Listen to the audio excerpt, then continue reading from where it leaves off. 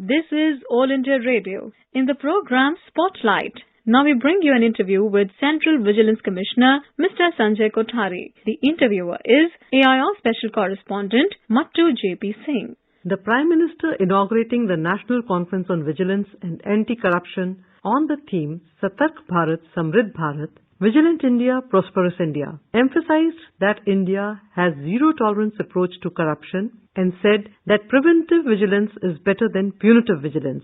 Sir, how do you see that awareness about vigilance issues can promote probity in public life?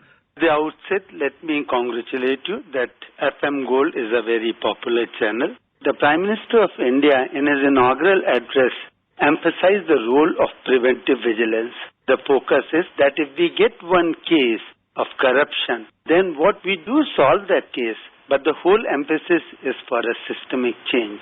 The reason for this is that we get about more than 33,000 complaints every year, and the inquiry that we conduct is only in about few hundred cases. So any case where we find that something has gone wrong or the system is not working, we are asking for the systemic change.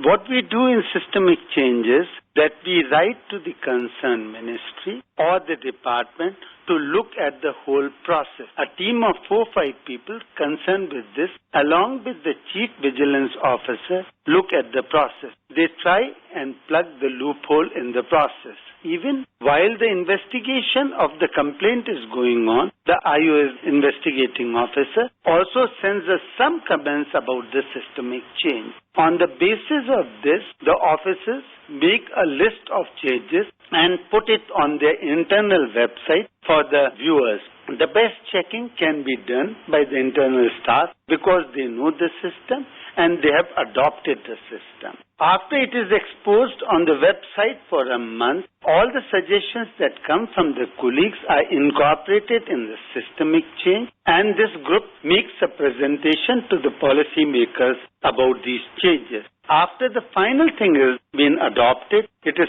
put on the website for public domain, and it becomes a process which is either called a standard operating procedure or a systemic change.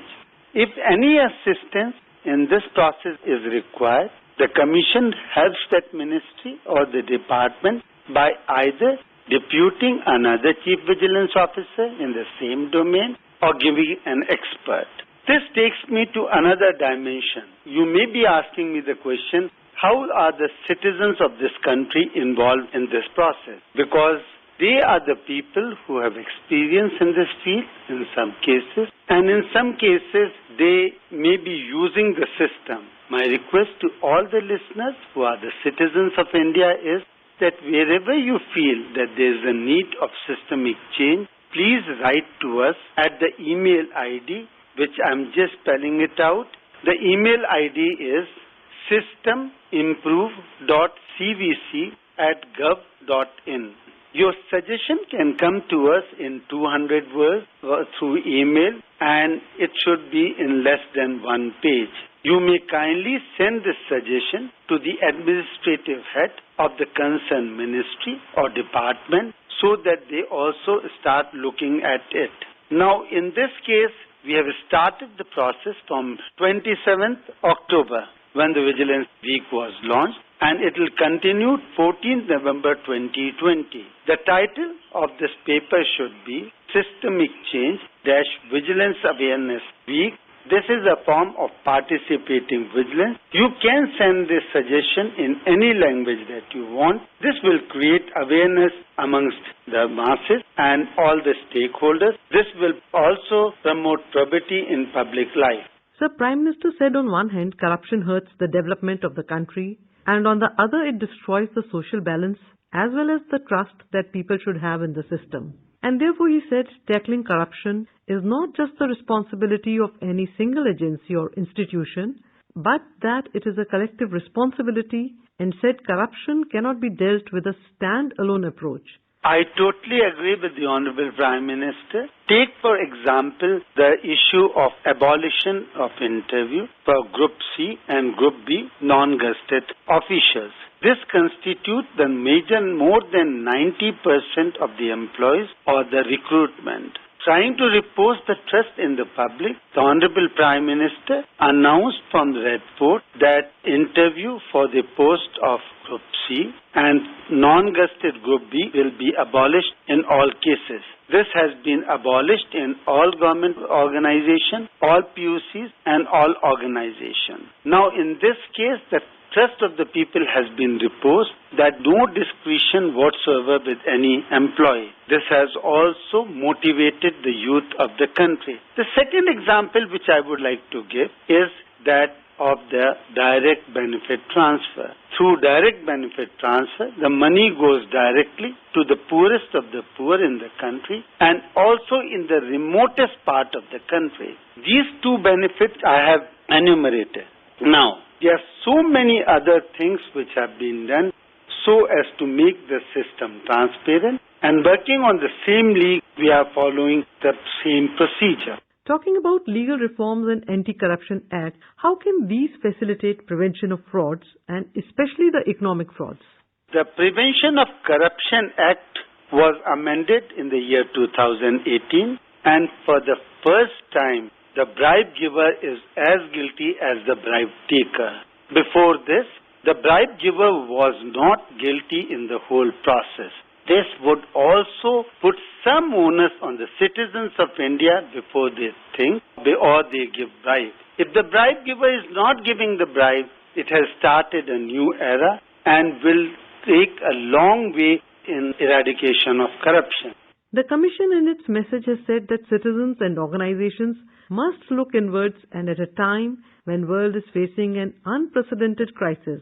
Sir, how do you think can organizations improve internal processes to achieve this objective? This year, the Vigilance Awareness Week has been celebrated during the pandemic. At the outset, we had told that we have to strictly abide by the COVID norms and will have to strictly go by the instructions of the Finance Ministry about economy issued in September 2020. In the circular for Vigilance Awareness Week, we have made it clear that make all your process transparent. For example, the payment made to outsourced employees can be made transparent. It may be ensured that they get the total money along with the other deposits which are mandatory in nature. Another major thing is, in some cases, the rules and instructions have become outdated, as old as 20 years and need a change. So we have to make the changes and rules and instructions. The examples are issue of passport. Another aspect which is very, very important is the use of technology for the benefit of citizens. If we make all the processes, most of the processes, faceless, the citizens would benefit largely. The government listens to the citizens through their complaints. Drive should be launched to dispose of all pending complaints and all pending inquiries. Similarly, disposal of audit objections can be done. I would like to share one interesting thought with your listeners, and that is that be accessible to everyone. That is what I have been practicing in the last 40 years. I take all calls. I do not find out who has called me, not during the meeting, but then I return the call so that the people have the trust that they can approach me, number one. And secondly, my feedback also improves. That people should meet, that I also insist that the officers and all the colleagues should meet citizens. Training and capacity building of staff has also been highlighted by the Commission. What can be done to encourage organizations to sensitize its officers and staff about vigilance and ensure that all organizations focus on internal, that is, housekeeping activities, which are to be taken up in a campaign mode as part of the vigilance awareness this week?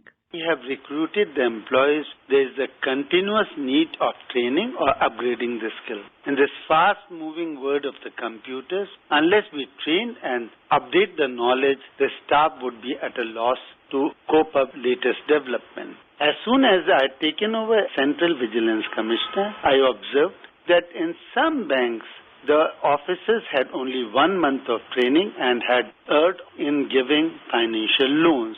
And the penalty was huge, so we started looking at the training. We found that except State Bank of India, most of the banks did not have institutional foundational course.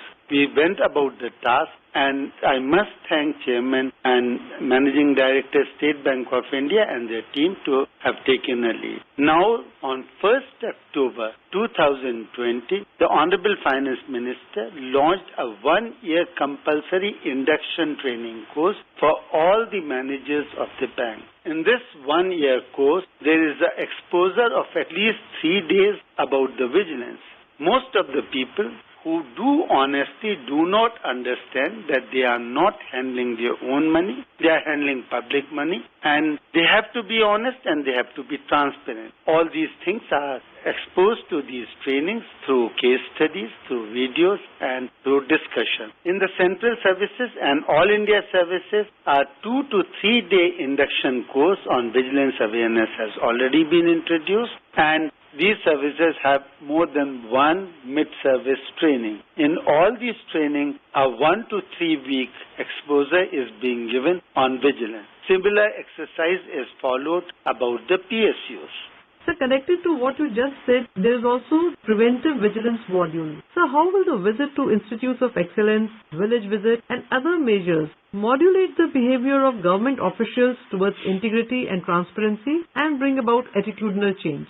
The attitude is the most important thing as far as corruption is concerned. The attitude or the mindset is built at home where the person is brought up, in the school and college where the person studies, and subsequently when he or she joins a job during the training period.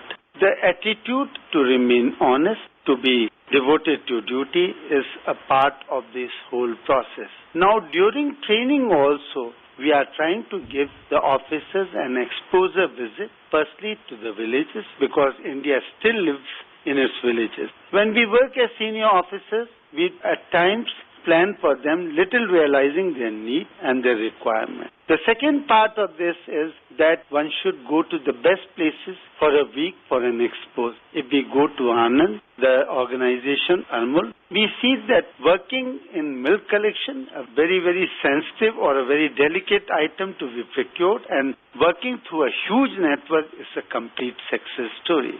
Similarly, the case of Delhi Metro. I've been told that this metro compares with the best metros in the world, and perfection is their limit. We are trying to send officers for a 1 week exposure so that they learn from actual experience.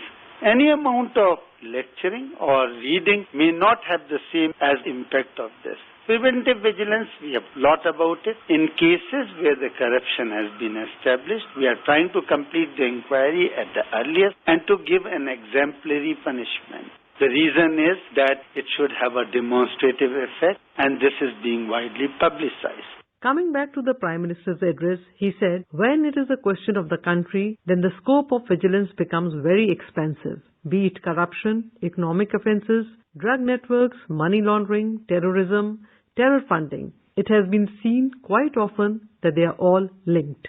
I would just like to see this, that whenever we spend a single rupee of the government, we should spend it as if we are spending our own money. I would also request all the listeners, when you have 2-3 minutes time, you may just start thinking over it. There's something like a balance sheet of life.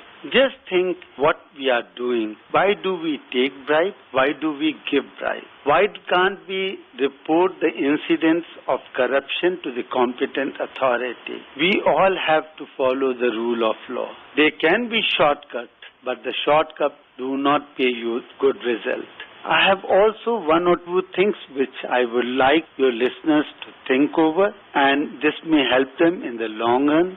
What should be your contribution in fighting corruption? The government is a very, very small part of the whole setup. The rest of the people have to cooperate if we determine to eradicate corruption. I will end with a quote of Gandhiji: "You must be the change you wish to see in the world." Thank you, sir, for joining us on the program. Thank you. Namaskar. You were listening to an interview with Central Vigilance Commissioner Mr. Sanjay Kothari. The interviewer was AIR Special Correspondent Mattu J.P. Singh. This program was produced and presented by the News Services Division of All India Radio.